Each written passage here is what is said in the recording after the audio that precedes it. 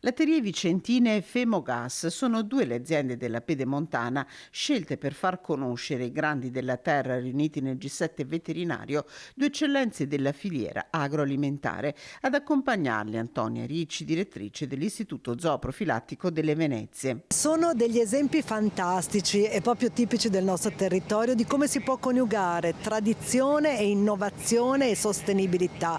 Le latterie vicentine fanno un prodotto tradizionale ma con un impianto molto tecnologico, molto moderno e sono capaci di esportare in tutto il mondo.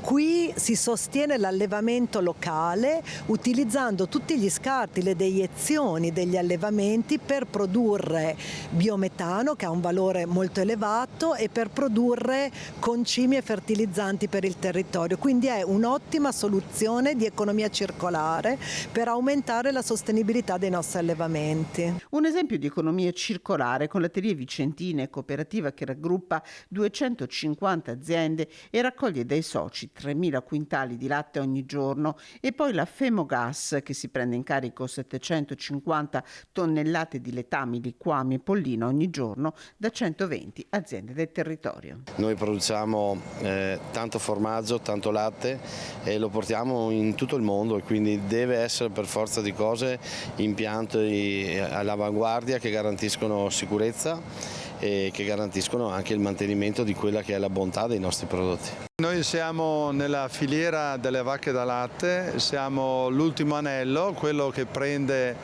gli effluenti zootecnici e li nobilita trasformandoli in tre prodotti: metano liquido, anidride carbonica che viene utilizzata per fare le bevande o a usi industriali, e concimi organici e chimici in questo impianto che sostituiscono i concimi derivati dai prodotti fossili.